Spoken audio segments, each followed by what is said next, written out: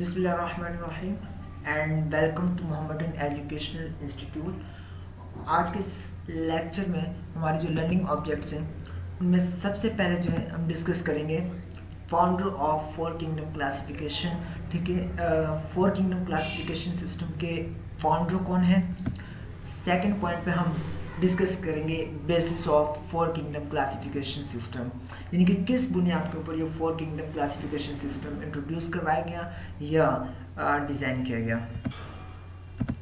तो सबसे पहले यहाँ पे एक क्वेश्चन है, describe in details four kingdom classification, also draw chart to illustrate four kingdom classification. यानी कि यहाँ पे हम लोगों ने क्या करना है, फोर किंगडम क्लासिफिकेशन सिस्टम को क्या करना है, डिस्क्राइब करना है।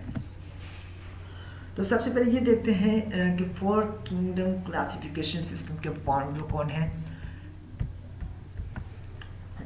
After the clear concept for kingdom protista, यानी कि जब किंगडम प्रोटिस्टा का जो कॉन्सेप्ट है वो क्लियर हो गया था, तो Copeland in 1959 came forward with four kingdom system to classify the living beings. तो कोपलैंड ने एक न्यू किंगडम सजेस्ट किया जिसे नाम दिया गया था किंगडम मोनेरा का। Basis of four kingdom classification की बात करें तो इसमें जो पहला पॉइंट है वो ये है कि Copeland design a new kingdom named as Monera in 1959, यानी कि 1959 के अंदर कोपलैंड ने एक न्यू किंगडम डिजाइन किया था जिसे नाम दिया गया था किंगडम मोनेरा का।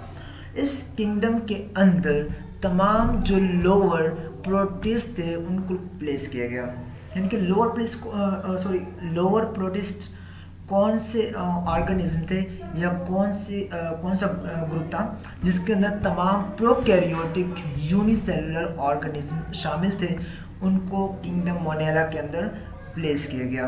और इनकी सबसे बड़ी एग्जाम्पल है bacteria and blue green algae. क्योंकि लास्ट लेक्चर में हम लोग ने डिस्कस किया था किंगडम प्रोटिस्टा के बारे में, जिसमें 1930 के अंदर जब इलेक्ट्रॉन माइक्रोस्कोपी की गई तो हमें पता चला कि जो यूनिसेलुलर लिविंग ऑर्गेनिज्म हैं उनके टू डिस्टिंक्ट पैटर्न्स हमें ऑब्टेन हुए, जिसकी बेस के ऊपर हमने क्या किया था, किंगडम प्रोटिस्टा को कैटेगराइज किया था इनटू टू ग्रुप्स, जिसमें पहला था लोअर प्रोटिस्ट और सेकंड था हायर प्रोटिस्ट। तो लोअर प्रोटिस्ट के जो लिविंग ऑर्गेनिज्म है जैसा कि प्रोकैरियोटिक यूनिसेलुलर ऑर्गेनिज्म, उनको किंगडम मोनेरा के अंदर प्लेस किया गया, जबकि हायर प्रोटिस्ट को किंगडम प्रोटिस्टा के अंदर ही रहने दिया गया।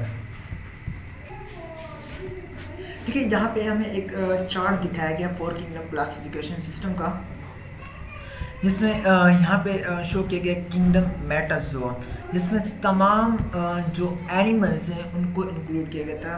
ठीक है, वो तमाम लिविंग ऑर्गेनिज्म जो कैरियोटिक ऑर्गेनिज्म जिनके अंदर वेल डिफाइंड न्यूक्लियस प्रेजेंट था उनको किंगडम मेटाजोआ के अंदर रखा गया। और किंगडम मेटाफाइटा, यानी कि इसके अंदर तमाम प्लांट्स इंक्लूड थे जिनके अंदर, ठीक है, जिनके मेन एग्जांपल्स है ब्रायोफाइट्स, ठीक है, टेरियोडोफाइट्स, जिम्नोस्पर्म्स एंड एंजियोस्पर्म्स। और उसके बाद थर्ड किंगडम था किंगडम प्रोटिस्टा, जिसके अंदर हायर प्रोटिस्ट को यानी कि रहने दिया गया, यानी कि तमाम जो यूकैरियोटिक प्रोटिस्ट थे उनको हायर किंगडम प्रोटिस्टा में रहने दिया गया, जबकि जो लोअर प्रोटिस्ट थे यानी कि प्रोकैरियोटिक प्रोटिस्ट उनको कहाँ रखा गया था, किंगडम मोनेरा के अंदर। और इसकी एग्जाम्पल है bacteria and blue green algae. तो ये आज का हमारा टॉपिक था, और इस टॉपिक से रिलेटेड अगर आपको कोई भी कंफ्यूजन या कोई भी क्वेश्चन है तो आप कमेंट सेक्शन में पूछ सकते हैं।